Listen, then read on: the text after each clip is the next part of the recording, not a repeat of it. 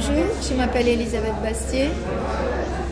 Je suis dessinatrice passionnée de poésie chantée et je vous présente une exposition qui s'appelle L'âme des poètes. Si cada noche tengo ganas de un beso, entonces sin pensar en eso vengo a encontrarte. Si cada noche tengo ganas. Merci à tous d'être venus si nombreux. Vous êtes tous là, les retardataires, tous ceux qui pouvaient pas. On a attendu 5 minutes, vous êtes tous là, c'est génial. Je vous remercie du fond du cœur d'être là. Alors, j'appelle le rendez-vous de la poésie chantée. On m'a dit, mais il n'y a pas de chanson, mais peut-être qu'il y en aura une.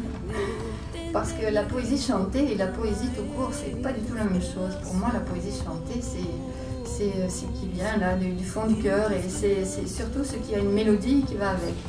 C'est vraiment la mélodie qui va avec le texte et les paroles. Voilà, ça pour moi c'est le grand bonheur de pouvoir ressentir, d'être complètement dans cette aventure-là. Voilà, ça c'est pour moi la poésie chantée. Voilà, alors je voulais vous dire, il se trouve que parmi mes ancêtres, il y a un dénommé Jean Bastier de la Péruse qui est né en 1529. Il a écrit une chose extraordinaire. Même si on n'est pas croyant, on peut apprécier la fulgurance du propos. Il a dit ceci: les vers sont enfants des dieux. Et pour moi, c'est absolument génial. Et voilà, c'est tout à fait en concordance avec mon sujet. Voilà, je voulais vous dire un petit mot de Darwin. Darwin, je suis son porte-parole. Je me suis servi d'extraits de texte parce que c'est plus facile pour moi comme support pour vous faire partager mon travail. Alors Darwin disait si je devais revivre ma vie, je me donnerais comme règle de lire de la poésie et d'écouter de la musique au moins une fois par semaine, car ainsi peut-être qu'une partie de mon cerveau qui est maintenant atrophiée serait restée active. La perte de ses goûts, c'est du bonheur en moins, et peut-être aussi est-ce néfaste pour l'intellect et sûrement pour le sens moral, car la partie émotionnelle de notre nature est diminuée. Alors ça résume beaucoup ce que j'ai essayé de dire. Je ne sais pas ce que vous en pensez. Voilà.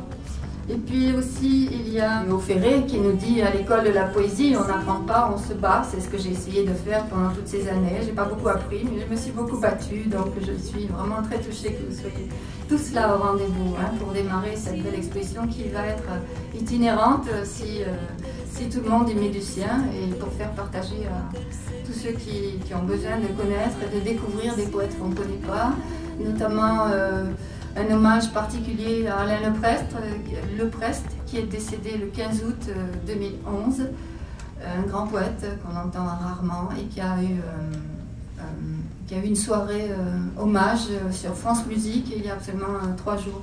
Un grand hommage à un grand bonhomme, des grandes pointures. Voilà, j'ai invité des grandes pointures. Quand j'étais toute petite, je connaissais Jacques Moitessier, donc le frère du grand navigateur Bernard Moitessier. Il se trouve que Jacques Moitessier était un ami de la famille. Et Bernard Moitessier, il a dit une chose absolument extraordinaire que j'ai notée. Tout ce que les hommes ont fait de beau et de bien, ils l'ont fait avec leurs rêves. Et moi, ça me plaît, ça, voilà. Voilà. Un petit mot de Brassens aussi. Quand cela ne va pas très bien, ce n'est pas du Brassens que je chante, c'est du Charles Trenet. Il a dit ceci aussi: la musique me fait frissonner de plaisir. Je n'ai jamais connu cette joie avec un texte, fût-il de Baudelaire ou de Rimbaud. Donc, on est un peu sur la même longueur d'onde. Je vais citer quelques personnes qui ne sont pas là, qui n'ont pas pu venir. Ce sont des artistes immenses aussi que j'aime beaucoup et qu'on voit beaucoup moins, qu'on entend beaucoup moins. Par exemple, Michel Bernard, une grande chanteuse, auteur, compositeur, interprète, Catherine Ribeiro, Francesca Solville, Juliette. Et puis aussi Nougaro, évidemment, il n'est pas là, Nougaro, mais il est dans mon cœur. Jonas, Georges Chelon et Jacques Bertin. Et puis j'en oublie, il y en a tellement. La poésie française est d'une immense richesse et surtout la poésie chantée. De sentir este placer infinito de tu piel. sobre mi piel. Sí, cada noche tengo ganas de ver de nuevo tu sonrisa. Aún tarde, vengo, acudo, vuelo, no toco más el suelo. Sí, cada noche tengo ganas